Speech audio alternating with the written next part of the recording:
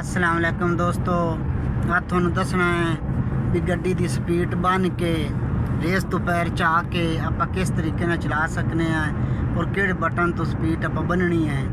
RS turbo ਹੁੰਡਾ civic ਦੀ ਤੇ ਦੋਸਤੋ ਇਹਦੇ ਆ ਸੱਜੀ ਸਾਈਡ ਤੇ ਸਟੀਅਰਿੰਗ ਦੇ ਨਾਲ ਹੀ ਆ ਬਟਨ ਲੱਗਾ ਹੋਇਆ ਹੁੰਦਾ ਆਲਾ। ਇਹਨੂੰ ਵੇਖ ਲਓ, ਮੀਟਰ 'ਚ ਕੋਈ ਹੁਣ ਲਾਈਟ ਨਹੀਂ ਚੱਲ ਰਹੀ। ਜਦੋਂ ਮੀਟਰ 'ਚ ਕੋਈ ਲਾਈਟ ਨਹੀਂ ਚੱਲ ਰਹੀ ਤੇ ਇਹਨੂੰ ਤੁਸੀਂ ਵੇਖ ਲਓ, ਜਦੋਂ ਇਹਨੂੰ ਤੁਸੀਂ ਇੱਕ ਵਾਰੀ ਇੰਜ ਪ੍ਰੈਸ ਕਰ ਦੇਣਾ ਨਾ ਮੀਟਰ 'ਚ ਉਹ ਸਬਜ਼ ਕਲਰ ਦੀ ਲਾਈਟ ਚੱਲ ਪਈ। ਇਹ ਲਾਈਟ ਚੱਲ ਪਈ ਤੇ ਇਹਦੇ ਨਾਲ ਹੀ ਆ ਉੱਤੇ ਲਾਈਟ ਬਟਨ ਲੱਗਾ ਹੋਇਆ। ਇਹਨੂੰ ਜਦੋਂ ਪ੍ਰੈਸ ਕਰਨਾ ਤੁਹਾਡੀ ਗੱਡੀ ਦੀ ਮੀਟਰ ਦੀ ਸਪੀਡ ਗੱਡੀ ਦੀ ਫਿਕਸ ਹੋ ਗਈ 71 ਤੇ। ਇਹ ਚੈੱਕ ਕਰ ਲਓ।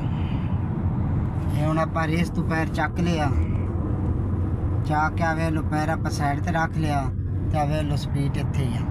ਇਹ ਅਗਰ ਦੋਸਤੋ ਆਪਾਂ ਸਪੀਡ ਬਟਨ ਤੋਂ ਹੀ ਵਧਾਉਣਾ ਚਾਹੁੰਦੇ ਆ ਤੇ ਆ ਵੇਖੋ ਆ ਇਹਦਾ ਬਟਨ ਲੱਗਾ ਹੋਇਆ।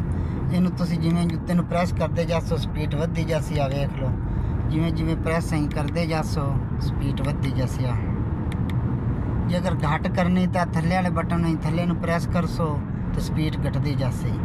ਇਹ ਗੱਡੀ ਦੀ ਸਪੀਡ ਫਿਕਸ ਕਰਨ ਦਾ ਤਰੀਕਾ। ਤੇ ਵੀਡੀਓ ਨੂੰ ਲਾਈਕ ਸ਼ੇਅਰ ਕਰ ਦਿੱਤਾ ਕਰੋ। ਚੈਨਲ ਨੂੰ ਵੀ ਬੈਲ ਆਈਕਨ ਨੂੰ ਵੀ ਪ੍ਰੈਸ ਕਰ ਦਿੱਤਾ ਕਰੋ। ਕੋਈ ਨਹੀਂ ਮਸਲਾ ਯਾਰ ਐਡਾ ਹੁੰਦਾ। ਤੇ ਵੀਡੀਓ ਨੂੰ ਲਾਜ਼ਮੀ ਲਾਈਕ ਕਰ ਦਿੱਤਾ ਕਰੋ। ਅਸੀਂ ਤੁਹਾਨੂੰ ਓਰੀਜਨਲ ਤਰੀਕਾ ਦੱਸਦੇ ਪਏ ਹਾਂ। ਇਹ ਸਟੀਅਰਿੰਗ ਦੀ ਸੱਜੀ ਸਾਈਡ ਤੇ ਵੇਖ ਲਓ ਲੱਗਾ ਹੋਇਆ ਸਿਸਟਮ ਸਾਰਾ।